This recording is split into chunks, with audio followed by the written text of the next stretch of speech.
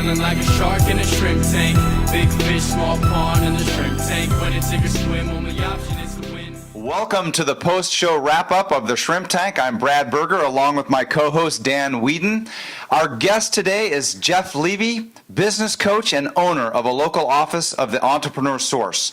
We just had a fantastic conversation with Jeff. To listen to the entire podcast, visit our website, www.seattle.shrimptankpodcast.com, and don't forget to subscribe to our podcast on iTunes. We're always interested in your feedback, so we want to make sure that you rate us. Jeff, phenomenal conversation. As always, we love our guests. You had something that really resonated with us because at Cornerstone, one of our taglines is living your ideal life. And one of the things that you said was, with regard to picking a business that would allow you to live that ideal life versus picking a business that might run your life. Can you tell us a little bit about that? Sure. Well, business is hard, and everybody knows that. So you need to find ways of sort of charging through and breaking through the things that are really, really tough. And I can't think of anything more important in life than what are those things that you would say are non-negotiable. And it certainly might have an economic element of it, so you can take care of your family financially, but it might include spending time with your children. It might be vacations. It might be spirituality. It may be taking music lessons. And so my strong belief is that business, after you've put in the energy and the effort, should be giving you the time that you want to have a quality life. Jeff, it's time for me to use your words against you. So I did a little searching before, and during the podcast, which you have to listen to, you had a great quote, and it's one of my favorites. In fact, I think I'm going to take it with me, but I want you to comment on this quote that I got from your website. You said, "Far too many people give up on their dreams of self-sufficiency." Can you talk a little bit about that? Sure. Well, I've coached nearly 800 people, and about a third of them have moved forward into being in their own business. And I think oftentimes about why the two-thirds don't make it. And it's not because they don't have the skills. It's not because they don't have the financial wherewithal. It's they put their dreams on one side of the scale and their fears on the other side of the scale, and they just can't put enough dreams on the left-hand side to outweigh the fears. And then oftentimes their family has concerns and fears and don't support the idea of moving forward.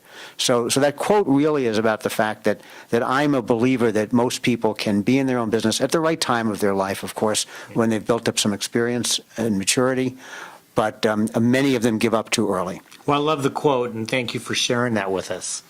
Thank you.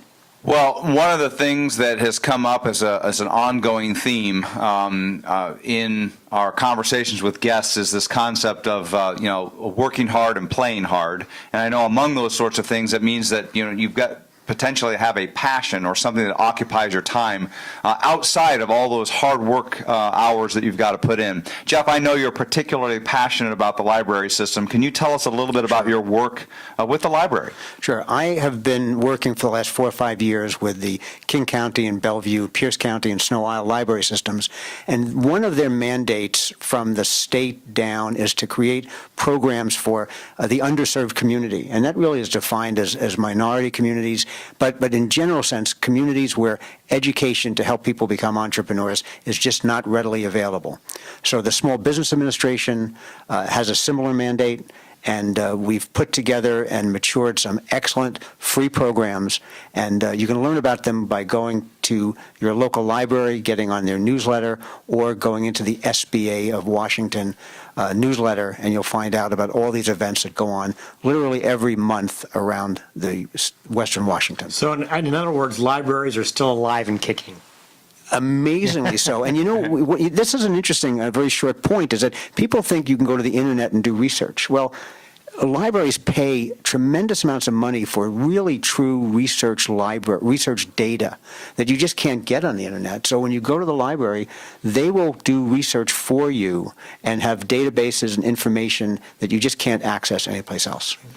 Well, Jeff, we want to thank you for joining us today, and I want to give you an opportunity to let our viewers and our listeners know how they can get a hold of you. So what's the best way for someone to get in touch with you, Jeff? Probably the best way is go to my webpage, which is the eSource, which is THEESOURCE, SOURCE.com, and then put in a /JLEVY. Excellent. Well, Dan, another great show. This is just a glimpse for our viewers and our listeners of what they can expect when they listen to the podcast with Jeff Levy. And we want to make sure that you never miss an episode of The Shrimp Tank. The way that you do that is go to iTunes and subscribe to the podcast. You can visit our website at www.seattle.shrimptank.podcast.com, where you can listen to the entire one. You're not going to want to miss this one. Nope. So, if you are a subscriber to our podcast, we want to make sure that you rate us. We are always interested in your feedback, and we always want to be improving. So please give us your feedback. Until next time, Brad Berger with Dan Whedon. We will see you, and until then.